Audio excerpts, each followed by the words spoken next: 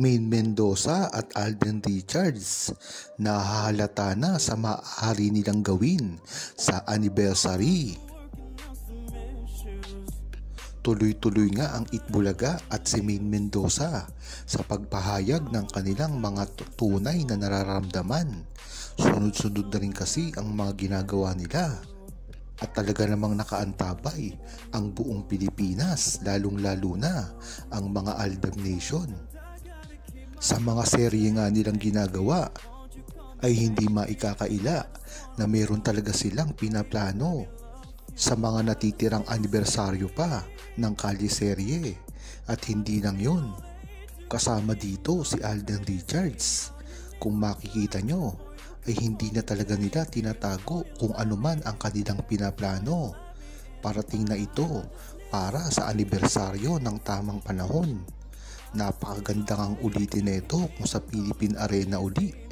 Ngayon nga ay napakatanyag na ni Maine Mendoza at Alden Richards ay talagang tinatayang dudumugin ulit ito kagaya nung tamang panahon.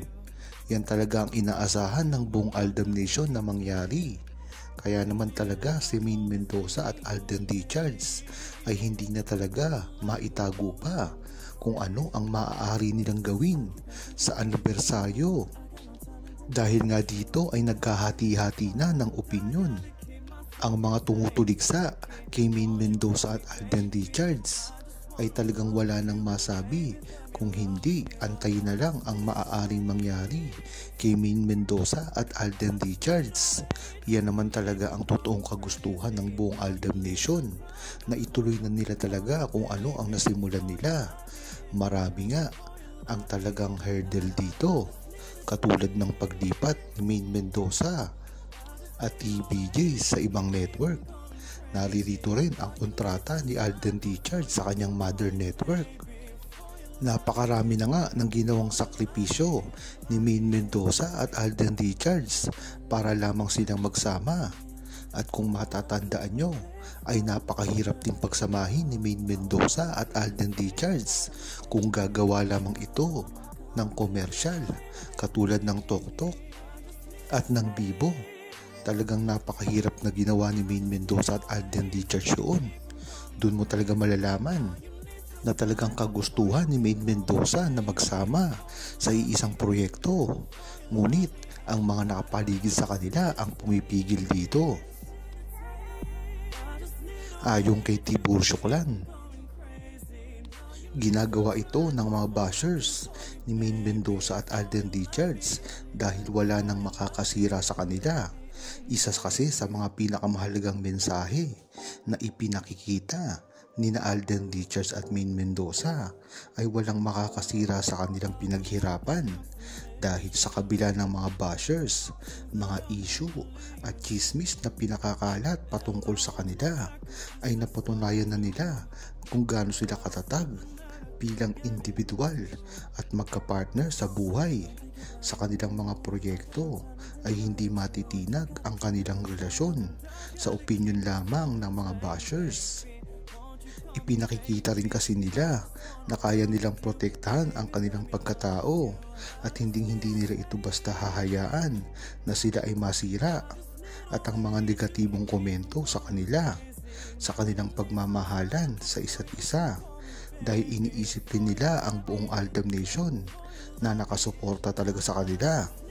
Kahit nga ang mga bashers ay patuloy na naglalabas ng kanilang hindi magandang opinyon, ay hindi na nila ito pinapansin. Sa halip ay talagang pinipili pa nila na mag-focus na lamang sa mga magagandang nangyayari sa kanilang buhay. At dito nga nabuo ng Aldab ang kanilang matatag na samahan. Ang Itbulaga naman ay hindi na rin nakikisama sa mga bashers na ito. Kung hindi, nagiging kagustuhan pa nila na pagtambalin muli si Maine Mendoza at Alden Richards na kailangan nating abangan. Ayon naman kay Precious Lara, matagal na kasing pinatunayan ni Maine Mendoza at Alden Richards. Pinatunayan na nila yan kung saan talaga nagsasabi sila na totoo ang kanilang mga nararamdaman at hindi nila ito pinepeke. Minsan nga ay may mga nagsasabi, hindi pa rin nila kayang aminin ang lahat. Pero tignan na lang natin ang lahat ng kanilang mga ginagawa, mga proyekto at endorsement na pinagsasamahan nila, at pati na rin ang mga makatataong sila. Magkasama kasi sila sa publiko at pinatutunayan na nila ang kanilang fans sa buong bansa na hindi lang sila mag-love team, kung hindi talagang kakaintindihan na sila, kung hindi nga lamang sa kontrata nila ay matagal na silang nagsama. May mga pagkakataon na nagpa-post sila ng mga events at interview. Ipinakikita nila ang kanilang tunay na koneksyon at ang pagmamahal at respeto sa isa't isa.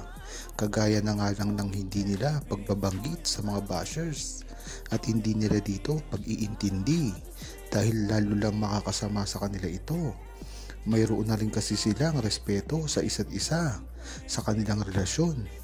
Ipinakikita nila ang kanilang kahalagahan sa industriya na alam naman natin na si Maine Mendoza ay isa na ngayong respetado na artista, kagaya rin ni Alden Richards, pati na rin sa mga bawat isa sa kanilang mga proyekto. Pinapatunayan nila na hindi lang basta-basta ang kasikatan. Ang dahilan ng kanilang pagsasama ay matibay na pundasyon ng pagmamahalan. Matagal na kasiling pinatunayan ni Maine Mendoza at Alden Richards ang ganyang kalakaran.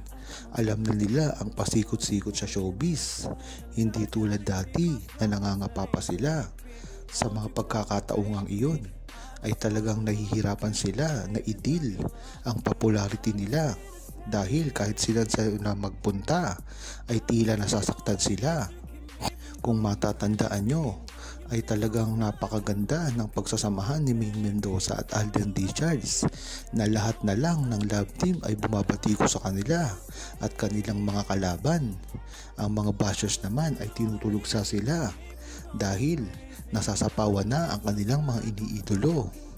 Ngunit gayon pa man ay hindi nagpatinag si Maine Mendoza at Alden Richards at alam naman natin na hindi na ito mangyayari ngayon dahil sa mga aral na natutunan nila at ang pagiging matured na nila ngayon ay hindi na sila dito dapat magpa-apekto.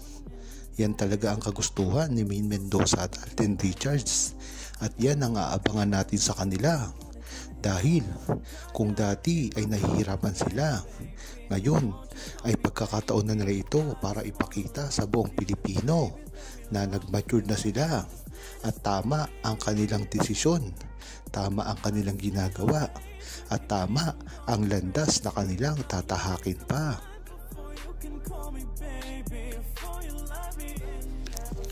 Huwag kalimutang mag-subscribe, comment at i-like ang video na ito. Thanks for watching!